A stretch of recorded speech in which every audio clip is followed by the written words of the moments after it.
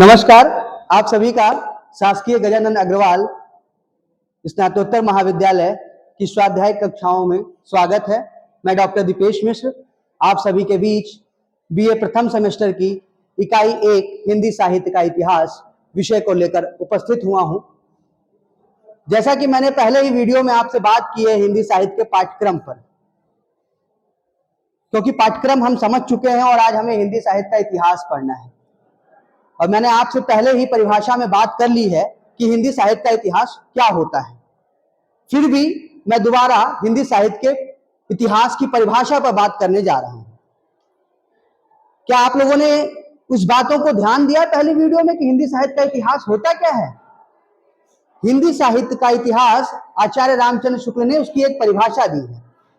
हिंदी साहित्य का इतिहास प्रत्येक देश की जनता की चित्तवृत्तियों का संचित प्रतिबिंब होता है। हिंदी साहित्य का इतिहास प्रत्येक देश की जनता की चित्तवृत्तियों का संचित प्रतिबिंब होता है और ये चित्तवृत्तियां लगातार परिवर्तनशील होती हैं। आदि से अंत तक इन्हीं चित्तवृत्तियों का अध्ययन करते हुए सामाजिक परिस्थितियों के साथ उनका सामंजस्य बैठाना ही साहित्य का इतिहास कहलाता है। मैंने कल भी आपसे चर्चा की थी इससे पहले के वीडियो में कि 4 प्रकार की चित्तवृत्तियों का उल्लेख आचार्य रामचंद्र शुक्ल ने किया है। यहां पर हम 2 पॉइंट आपको ध्यान से लिख लेना है। आपके ऑब्जेक्टिव पेपर में आता है कि प्रत्येक देश का साहित्य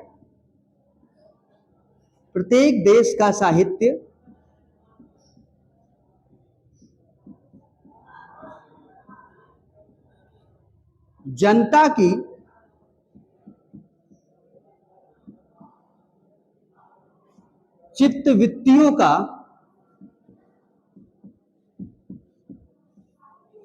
चित्तवृत्तियों का संचित प्रतिबिंब होता है।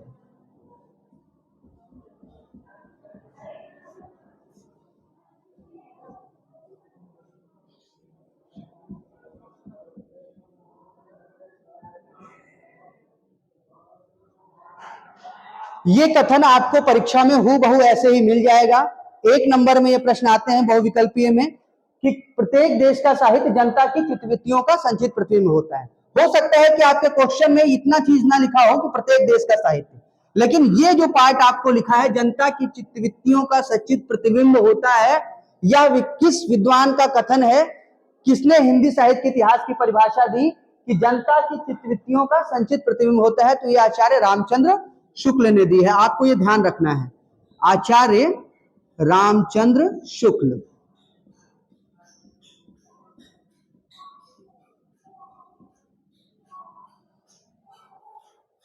हिंदी साहित्य की बहुत सारी पुस्तकें, हिंदी साहित्य के इतिहास की बहुत सारी पुस्तकें उपलब्ध हैं, लेकिन उन पर बात करने से पहले, उनकी साहित्य लेखन परंपरा पर बात करने से पहले मैं ये बात स्पष्ट कर देना चाहता हूं कि कोई भी इतिहास ग्रंथ मुख्य रूप से 4 प्रकार की पद्धतियों के अनुसार लिखा जाता है। तो आपको अगला पॉइंट नोट करना है कि हिंदी साहित्य इतिहास लेखन की 4 प्रमुख प्रवृत्ति पद्धतियां हैं। हिंदी साहित्य इतिहास लेखन की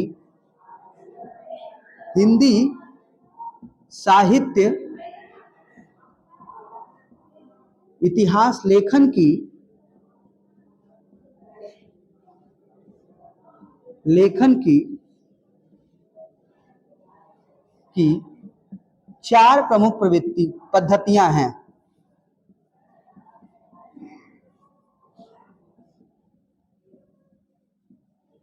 मतलब कि मेथड क्या है? हम हिस्ट्री तो लिख रहे हैं, लेकिन उस हिस्ट्री को लिखने का मेथड क्या है, उसका तरीका क्या है, इतिहास ग्रंथ लिखने का की प्रक्रिया क्या है, इसको समझना भी बेहद जरूरी है।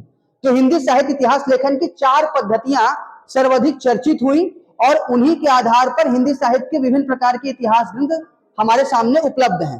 तो हम एक एक पद्धति पे बात करेंगे और वो पद्धतियां इतनी आसान तरीके से हैं कि नाम से ही आपको चीजें स्पष्ट हो जाएंगी।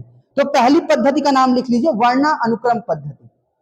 पहली पद्धति है वर्णा अनुक्रम पद्धति। वर्णा अनुक्रम पद्धति ये हिंदी साहित्य इतिहास लेखन में जो इतिहास ग्रंथ हमें शुरुआती दौर में मिलते हैं, उनकी ये पहली पद्धति है जिसका नाम है वर्णा अनुक्रम पद्धति। शब्द से ही स्पष्ट है, वर्ण धन अनुक्रम, ये दो शब्दों से मिलकर बना है वर्ण धन अनुक्रम। इसमें दो शब्द हैं, वर्ण धन अनुक्रम, मतलब सीक्वेंस के आधार पर। कैसा सीक्वेंस? Alphabetical sequence. जब हम किसी अल्फाबेटिकल सीक्वेंस से इतिहास ग्रंथ को लिखते हैं तो वह पद्धति कैसी कहलाती है? वर्णा अनुक्रम पद्धति कहलाती है। हिंदी साहित्य के इतिहास में कुछ विद्वानों ने जो इतिहास ग्रंथ लिखा, उसमें साहित्यकार के नाम के पहले वर्ण को आधार बना लिया कि अगर किसी व्यक्ति का नाम कबीर है और किसी साहित्यकार का नाम केदारनाथ सिंह है, तो वो जो का वर्ण आ गया, उस का वर्ण के आधार पर ही कवियों को स्थान दे दिया गया। जैसे कबीर के साथ ही केदारनाथ सिंह, जबकि दोनों ही कवियों के काल में बहुत अंतर है। कबीर कहाँ भक्तिकालीन कवि हैं और केदारनाथ सिंह प्रगतिवादी कवि हैं, लेकिन इतिहासकारों ने उन दोनों कवियों को एक ही स्थान पर रख दिया। किस आधार पर? वर्णा अनुक्रम पद्धति के आधार पर। वर्ण का अनुक्रम, वर्ण के आधार पर हम क्रम बैठा रहे हैं। जैसे का के बाद खा आया, गा आया, घा आया, तो इन पद्धतियों के आधार पर हम उनको बैठाते हैं। तो ये वर्णा अनुक्रम पद्धति है। अब इसमें पॉइंट यूज, आपको समझने वाली बात क्या है कि ऐसे कौन कौन से व्यक्ति हैं जिन्होंने इतिहास ग्रंथ में इस पद्धति का उपयोग किया, कौन कौन से साहित्यकार इतिहासकार हैं। तो आपको दो नाम याद रखना है कि वर्णा अनुक्रम पद्धति का उपयोग करने वाले दो विद्वान हैं। पहले विद्वान है गारसा दतासी और दूसरे विद्वान हैं आपके शिव सिंह सेंगर। शिव सिंह सेंगर, ये दो ऐसे इतिहासकार हैं, साहित्य इतिहासकार लेखन करने वाले दो ऐसे विद्वान हैं जिन्होंने वर्णा अनुक्रम पद्धति का उपयोग किया है। अब दूसरी पद्धति पे बात करें। मैं उम्मीद कर सकता हूं कि आपको ये चीजें समझ में आ रही होंगी, क्योंकि वसीर वद्द साहब ने कहा है, हम वो दरिया हैं हमें अपना हुनर मालूम है। हम वो दरिया हैं, हमें अपना हुनर मालूम है, जिस तरफ चल देंगे रास्ता हो जाएगा। तो विद्यार्थी वो शक्ति है जो सुदृढ़ अगर हुई तो कोई भी देश अपनी ऊंचाइयों पर पहुंच सकता है। हम फिर से सोने की चिड़िया कहलाने वाले देश में रह सकते हैं, क्योंकि जिस ओर जवानी चलती है उस ओर जमाना चलता है। यही वास्तविकता है। और आज भारत से पूरा विश्व इसलिए आशा भरी उम्मीदों से देख रहा है क्योंकि भारत की 140 करोड़ जनसंख्या में सबसे ज्यादा युवा बसते हैं। हमारे यहाँ सबसे ज्यादा संख्या युवाओं की है। चीन एक ऐसा देश है जहां पर युवाओं से ज्यादा वृद्धों की संख्या है वहां पर। लेकिन हमारे युवा सही दिशा की ओर चले, ये हमारे शिक्षकों का और हमारी शिक्षा पद्धति का मुख्य विषय होना चाहिए। पास फेल तो एक अलग मुद्दा है, तो हो ही रहा है व्यक्ति। डिग्री बस मात्र एक कागज का टुकड़ा है। अगर आपके अंदर ज्ञान नहीं है तो वो डिग्री आपको बस केवल बेरोजगारों की लिस्ट में खड़ा कर सकती है, ज्ञान आपको आगे बढ़ा सकता है। वर्णा अनुक्रम पद्धति के बाद जो दूसरी पद्धति है मुख्य रूप से, उसका नाम है काला अनुक्रम पद्धति। काला अनुक्रम पद्धति, ये जो दूसरे टाइप का इतिहास ग्रंथ लिखा जा रहा था उसका नाम उन्होंने दिया काला अनुक्रम या अनुक्रमी, काला अनुक्रमी पद्धति। मतलब टाइम के आधार पर, काल माने समय, समय के आधार पर जिन इतिहासकारों ने इतिहास में काल विभाजन करने का प्रयास किया या साहित्यकारों को व्यवस्थित करने का प्रयास किया, वो पद्धति क्या कहलाई? काला अनुक्रम पद्धति कहलाई। इस पद्धति के अंतर्गत इतिहासकारों ने विद्वानों या कवियों, लेखकों की जन्म तिथियों पर विशेष फोकस किया कि अगर किसी का डेट ऑफ बर्थ एक समय में है तो उनको एक साथ रख दिया गया, ठीक, जन्म तिथि को आधार बनाया। मतलब अगर किसी का जन्म 1398 ईस्वी में कबीर का जन्म होता है तो उनको पहले रखा गया। इसके बाद 1911 ईस्वी में अगर मुक्तिबोध का जन्म होता है तो उनको मुक्तिबोध को 1911, मतलब लगभग उतनी समय के बीच इन्होंने भी ये व्यवस्थित ढंग से नहीं दिया कि कौन सा कवि किस काल का कवि कहलाना चाहिए। इन्होंने क्या किया, संकलन कर दिया। दोनों ने संकलन करने का प्रयास किया। मुख्य रूप से पहला संकलन जो उन्होंने किया है, उन्होंने किसका उपयोग किया, वर्णानुक्रम पद्धति का। उसमें मतलब उन्होंने सीक्वेंस का किसको ध्यान दिया, जो भी कवि है उसके पहले अक्षर पर ध्यान दिया। दूसरी पद्धति अपनाने वाले लोगों ने क्या किया, उन्होंने डेट ऑफ बर्थ पर ध्यान दिया कि अगर किसी का जन्म 11 अगस्त को हो रहा है तो उसको पहले रखेंगे, किसी का जन्म 15 सितंबर को हो रहा है तो उसको बाद में रखेंगे। मतलब जन्म तिथि के आधार पर कवियों के समायोजन करने का प्रयास जिस पद्धति में किया गया वो कहलाई काला अनुक्रम पद्धति। ठीक, इस पद्धति में मुख्य रूप से इस पे काम करने वाले लोगों में, और एक प्रकार से अगर देखा जाए तो ये जो पद्धति है इसमें जो इतिहास ग्रंथ लिखे गए उनको बस केवल एक वित्त संग्रह कहा जा सकता है। द कलेक्शन ऑफ पोएट्स,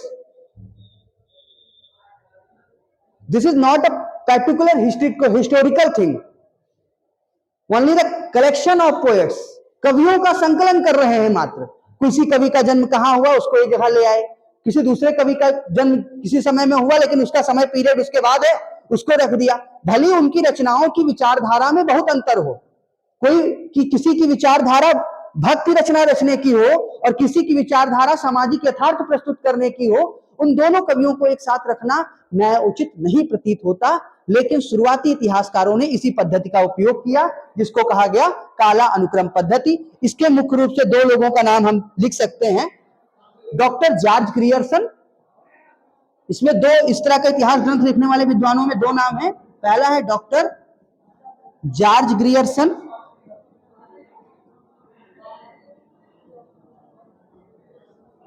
और दूसरा है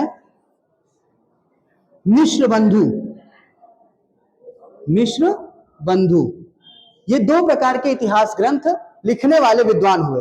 मैं चाहूंगा कि आप इसका स्क्रीनशॉट ले लें क्योंकि अब इसको मिटाकर मुझे दोबारा लिखना पड़ेगा। संसाधनों का अभाव भी कई बार आपको लिखने पर मजबूर करता है। तो फिलहाल मेरे पास एक ही बोर्ड है और उसको मैंने लगभग भर दिया है, तो इसको मुझे मिटाना है। आप स्क्रीनशॉट ले लीजिए।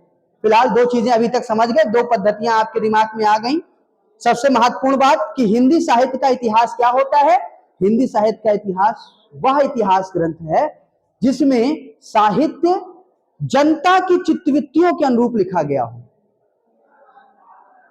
क्योंकि मैंने आपसे पहले वीडियो में बोला, literature is the feelings of people. साहित्यकार कहीं आसमान से उतर कर नहीं आता है, साहित्यकार हमारे बीच का है, हमारे साथ रहता है। हम आप भी साहित्यकार बन सकते हैं भविष्य में। तो हम क्या लिखेंगे, हम अपनी ही भावनाओं को तो लिखेंगे या समाज में जो चीजें देख रहे हैं उसी को लिखेंगे। तो साहित्यकार कहीं अलग से नहीं आता।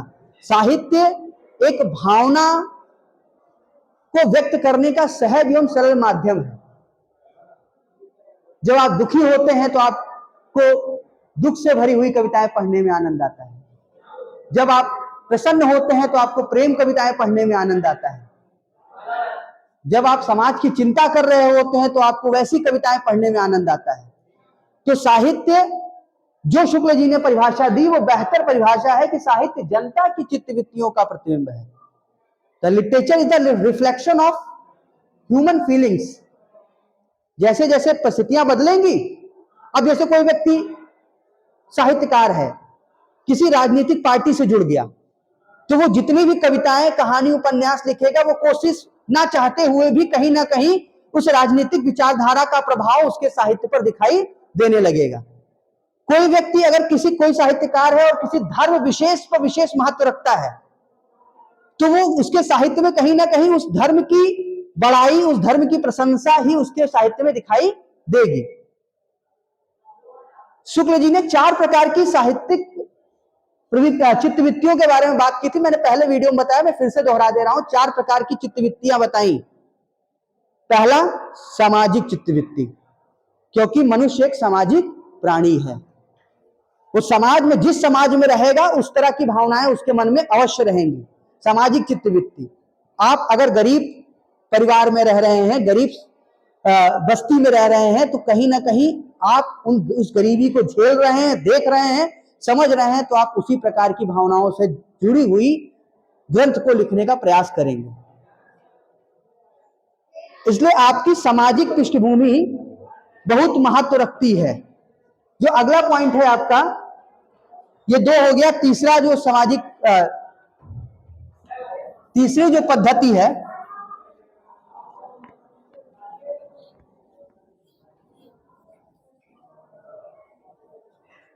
तीसरी पद्धति है, उसका नाम है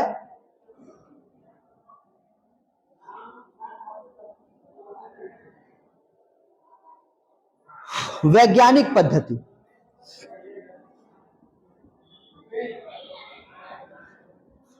वैज्ञानिक पद्धति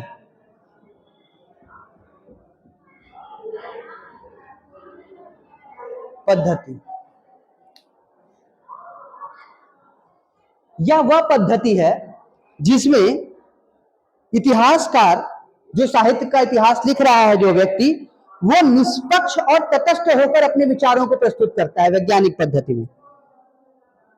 लेकिन तब आपकी समझ से आएगा कि वैज्ञानिक पद्धति है, साइंटिफिक तरीके से लिख रहा है, तटस्थ और निरपेक्ष है, तो ये बहुत अच्छा और बेहतर ढंग से लिख रहा होगा।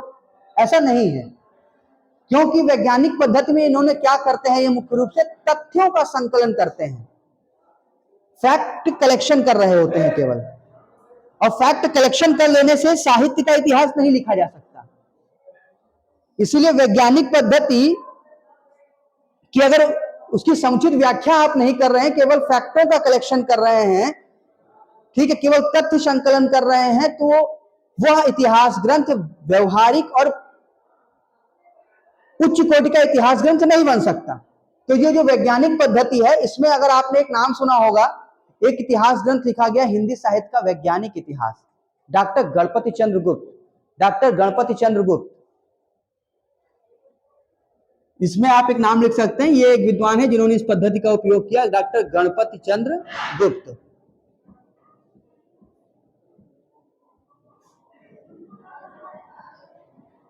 हिंदी साहित्य का वैज्ञानिक इतिहास।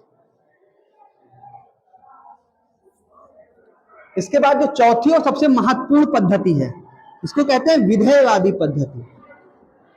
विधेयवादी पद्धति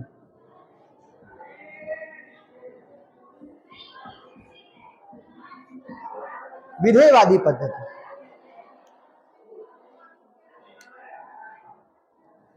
विधेयवादी पद्धति वह पद्धति होती है जिसमें किसी भी साहित्य के इतिहास को समझने के लिए, विधेयवादी पद्धति वह पद्धति होती है जिसमें किसी साहित्य के इतिहास को समझने के लिए उससे संबंधित जातीय परंपराओं, राष्ट्रीय और सामाजिक वातावरण, समसामयिक परिस्थितियों आदि पर विशेष रूप से ध्यान दिया जाता है। मैं फिर से इसको बोल रहा हूं कि आप नोट कर लें अगर आप नोट करना चाहें तो, कि विधेयवादी पद्धति वह पद्धति होती है जिसमें मुख्य रूप से इतिहासकार जातीय परंपराओं, राष्ट्रीय और सामाजिक वातावरण एवं सामायिक परिस्थितियों का अध्ययन विश्लेषण करता है।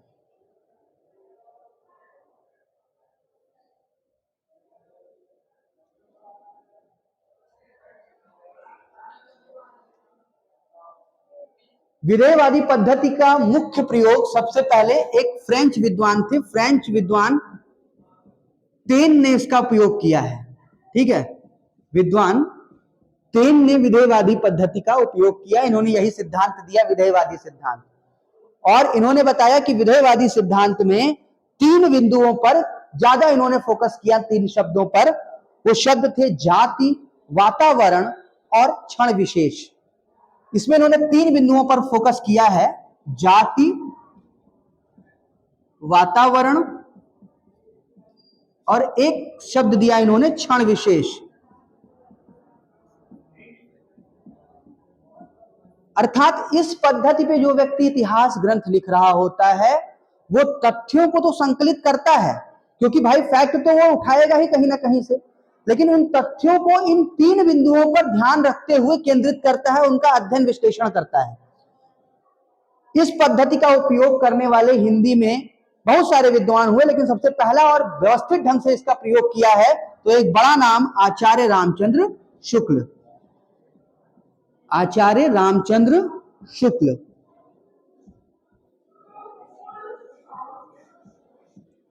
शुक्ल जी ने हिंदी साहित्य के इतिहास में इसी पद्धति का प्रयोग किया है। आपसे प्रश्न पूछ सकता है कि आचार्य रामचंद्र शुक्ल का इतिहास किस पद्धति पे लिखा गया, तो आचार्य रामचंद्र शुक्ल का इतिहास विधेयवादी पद्धति पर लिखा गया है।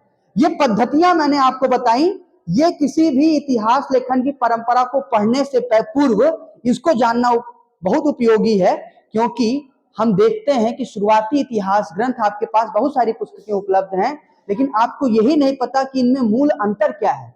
सब में तो वही तथ्य दिए गए हैं, लेकिन अगर हम गासतासी की किताब उठाते हैं, ग्रियर्सन की किताब उठाते हैं, मिश्र बंधुओं की किताब उठाते हैं, शिव सिंह सेंगर की किताब उठाते हैं, तो आपको बहुत अंतर मिलेगा जब आप शुक्ल जी की किताब उठाएंगे, क्योंकि बहुत सारे लोगों ने उसमें चीजों को इकट्ठा तो किया लेकिन एक व्यवस्थित ढंग से नहीं किया।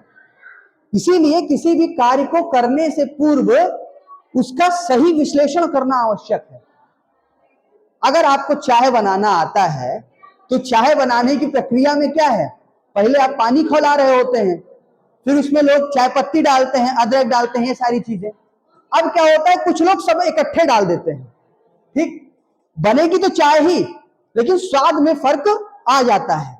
तो इसी प्रकार बहुत सारे इतिहास ग्रंथ लिखे गए, लेकिन उनके अध्ययन विश्लेषण का महत्व ना देने के कारण आचार्य रामचंद्र शुक्ल का जो इतिहास है वो एक व्यवस्थित रूप से आपके सामने आता है।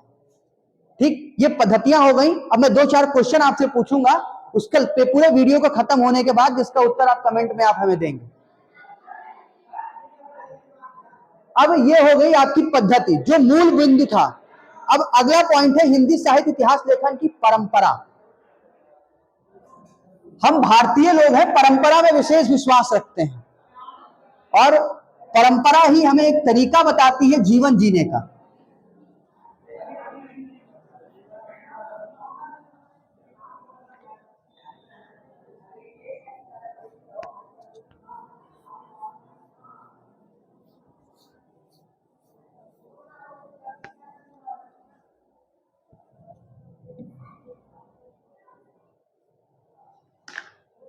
मैंने आपको कुछ पुस्तकों के नाम बताए थे, लेकिन कम से कम एक पुस्तक आप जरूर अपने पास रखिए, हिंदी साहित्य का सरल इतिहास, डॉक्टर विश्वनाथ त्रिपाठी। ये किताब आपको ऑनलाइन भी उपलब्ध हो जाएगी, और ये किताब बहुत ही सरल और सहज भाषा में है। अगर किसी को हिंदी साहित्य का कोई भी ज्ञान नहीं है, और वैसे भी आप प्रथम वर्ष के विद्यार्थी हैं, तो मैं जरूर चाहूंगा कि आप इस पुस्तक को अपने पास रखें, जिससे आपको थोड़ी मोटी जानकारी आपको हर चीजों में प्राप्त हो जाएगी। अब हिंदी साहित्य इतिहास लेखन की परंपरा, हेडिंग डाल लेते हैं, हिंदी साहित्य इतिहास लेखन की परंपरा।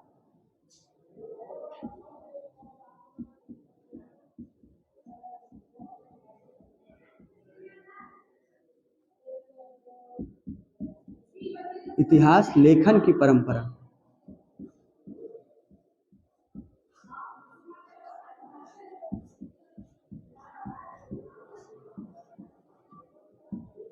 हिंदी साहित्य इतिहास लेखन की परंपरा की शुरुआत कब से हुई, किसने किया, ये सारे प्रश्न आपको बार बार आपके दिमाग में आते होंगे। और हम भारतीय लोग हैं तो हम बहुत जल्दी ये सोच लेते हैं कि जो भी नाम भारतीय स्वरूप से मिलता जुलता होगा उसी ने हिंदी साहित्य का प्रथम इतिहास ग्रंथ लिख दिया होगा। लेकिन ये आपके लिए भी एक आश्चर्यजनक बात होगी कि हिंदी साहित्य का पहला इतिहास ग्रंथ लिखने वाले विद्वान फ्रेंच विद्वान है। हिंदी साहित्य का जो प्रथम इतिहास ग्रंथ लिखा गया वो फ्रेंच विद्वान गारसतासी द्वारा लिखा गया। तो हम यहाँ पर लगातार उन परंपराओं को समझेंगे और उन पुस्तकों में जो महत्वपूर्ण विशेषताएं हैं उनको भी यहीं पर हम नोट करते हुए चलेंगे। तो नंबर 1, पहला प्रश्न ही यही बनता है कि हिंदी साहित्य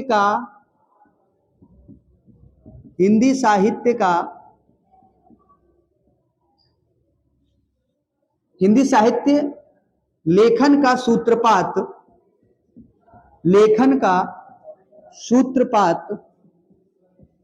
किसने किया। तो आपको ध्यान रखना है, हिंदी साहित्य इतिहास लेखन का सूत्रपात फ्रेंच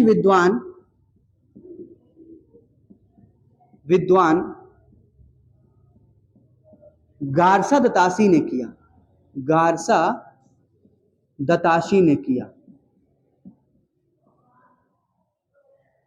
गार्सा दतासी ने सबसे पहले सन 1839 ईस्वी में 1839 सन 1839 ईस्वी में सन 1839 ईस्वी में 1839 सन 1839 ईस्वी में एक इतिहास ग्रंथ लिखा, इस्तवार द लिट्यूर इंदोई हिंदुस्तानी। मैं इसको लिख दे रहा हूं, आप नोट कर लीजिए। इस्तवार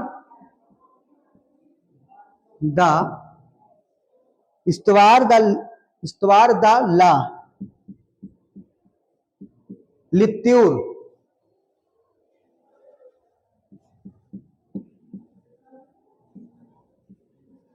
लिट्यूर इंदोई हिंदुस्तानी। इंदोई हिंदुस्तानी।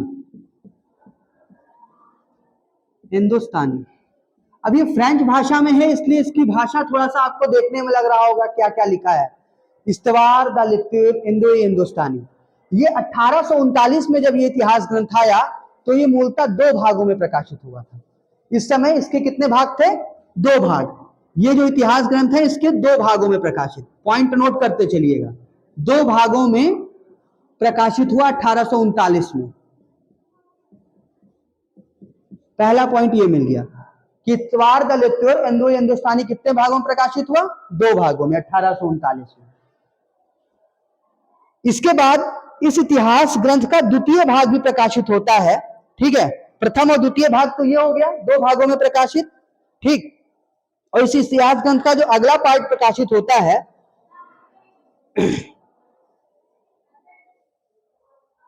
वो 1847 में होता है। सन 1847 में 1847 में ये इसका तीसरा भाग प्रकाशित होता है। सॉरी, 1839 में जो थे उस समय इसके 2 भाग थे। ठीक है, इसका तीसरा भाग, तृतीय भाग जो है वो 1847 में प्रकाशित होता है।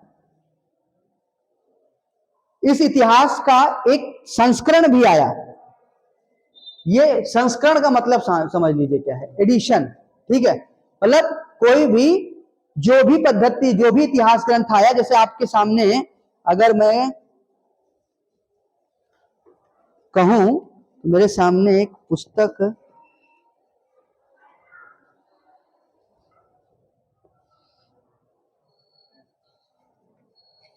मेरे सामने एक पुस्तक है। इस पुस्तक में देखिए संस्करण लिखा हुआ है, आप भी देख रहे होंगे, संस्करण 2003। संस्करण का मतलब क्या होता है कि यह पुस्तक पहली बार प्रकाशित कब हुई। कभी भी किसी भी पुस्तक में संस्करण बहुत महत्वपूर्ण होते हैं। क्या होता है कि जब आप पहली बार पुस्तक प्रकाशित करते हैं, उसकी 100 प्रतियां आपने निकाली और 100 प्रतियां बिक गई। अब दोबारा जब उस पुस्तक को जो प्रकाशक है अगर उसको प्रकाशित कर रहा है और उसमें कोई संशोधन करता है तो वो न्यू एडिशन हो जाता है। जैसे आपको याद होगा कि लूसेंट शुरुआत में दूसरे तरीके से आती थी, बाद में उसमें लूसेंट जो सामान्य ज्ञान की पुस्तक आती है उसमें दिनों दिन सामान्य ज्ञान की चीजें ऐड होती रहती हैं। तो जब उसका अगला नया संस्करण, इसलिए जब आप दुकान पे जाते हैं तो कहते हैं हमको नया संस्करण दीजिए। नया संस्करण में क्या होता है कि कुछ नई चीजें अपडेट करके आती हैं। तो ऐसे ही ये पुस्तक जो 2 भागों में पहले प्रकाशित हुई 1839 में और दोबारा प्रकाशित हुई 1847 में तीसरा भाग। इसके बाद इसके द्वितीय संस्करण भी आया। इसका द्वितीय संस्करण जब आया वो था 1871 में। अब कहेंगे इसका प्रथम संस्करण कब आया? इसका प्रथम संस्करण 1839 ईस्वी में आया है, दूसरा संस्करण 1871 ईस्वी में आया। और उस समय इस पुस्तक के